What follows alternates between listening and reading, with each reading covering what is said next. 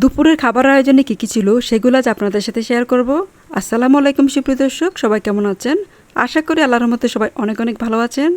বাচ্চাদের জন্য মাছের কাবাব বানাবো, সেজন্য মাছ একটু লবণ হলুদ দিয়ে সিদ্ধ করে নিচ্ছি। এগুলো কোরাল মাছ। আর মাসকলাই ডাল রান্না করব। মাসকলাই ডাল হালকা ভেজে সিদ্ধ করে নিচ্ছি পানি দিয়ে। সাথে দিয়েছিলাম একটু হলুদ। মাসকলাই ডাল সিদ্ধ হয়ে গেছে, এখন এগুলো ব্লেন্ড করে নিব। আপনার ইচ্ছে করলে পাটাও বেটে নিতে পারেন। কয়েক পিস ইলিশ মাছ একদম ফ্রাই করে নিব। সেজন্য একটু লবণ আর একটু হলুদ আর একটু মরিচ গুঁড়ো দিয়ে খুব ভালো করে মেখে এখন ভেজে নিচ্ছি।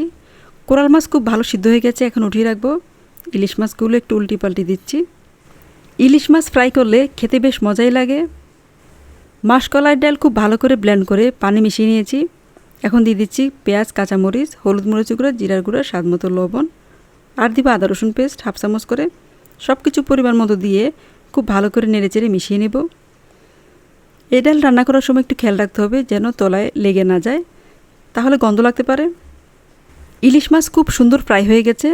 সাথে একটু পেঁয়াজ আর কাঁচামরিচ ভেজে নিব, তাহলে মাছটা খেতে আরও বেশি মজা লাগে। খুবই সুন্দর একটা গ্রান হয়। খুব ভালো করে ভেজে নিব। যখন ভাজা হয়ে যাবে তখন মাছের সাথে মিশিয়ে নেব। এদিকে আমি ডালটা একটু নেড়েচেড়ে দিয়েছি যেন তলায় লেগে না যায়। এখন মাছের কাঁটা ছাড়িয়ে নিব। খুব ভালো করে বেছে মাছের কাঁটাগুলো ফেলে দিব, যেন কোনো কাঁটা না থাকে। কাঁটা থাকলে আবার খেতে ভয় লাগবে।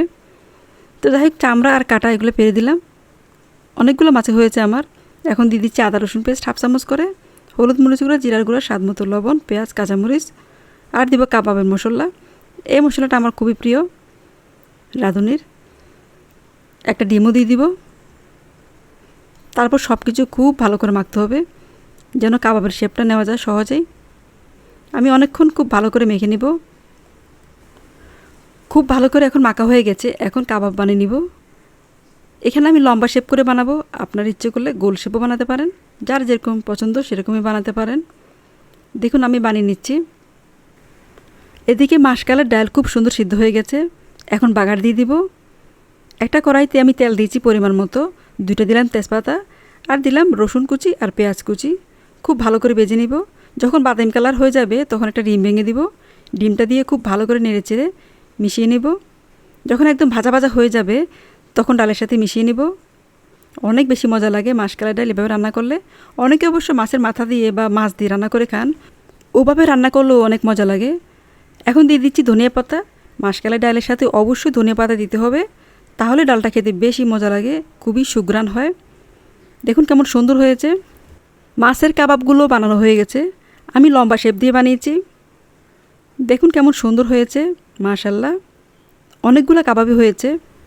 এখন মাছের কাবাবগুলো ভেজে নেব। আমার বাচ্চারা এভাবে মাছের কাবাব বানালে খুব মজা করে খায়, ওরা অনেক পছন্দ করে। তো যাই হোক, আপনাদের যাদের বাচ্চা মাছ খেতে চায় না, আপনারা ইচ্ছে করলে এভাবে বানিয়ে দেখতে পারেন। এভাবে মাছের কাবাব বানালে ছোট বড় সবাই অনেক মজা করে খাবে। কাবাবগুলো তেলের মধ্যে দেওয়া হয়ে গেলে এক পাশ যখন একটু শক্ত হয়ে যাবে তখন উল্টাতে হবে, তা না হলে কাবাবগুলো ভেঙে যেতে পারে। ভাজা হয়ে গেছে আমার, উঠিয়ে নিচ্ছি। খুবই মজা ছিল দুপুরের খাবারগুলো, আলহামদুলিল্লাহ। তো সবাইকে অনেক অনেক ধন্যবাদ যারা কষ্ট করে আমার ভিডিওটি দেখেছেন। আজকে এ পর্যন্তই। আল্লাহ হাফেজ।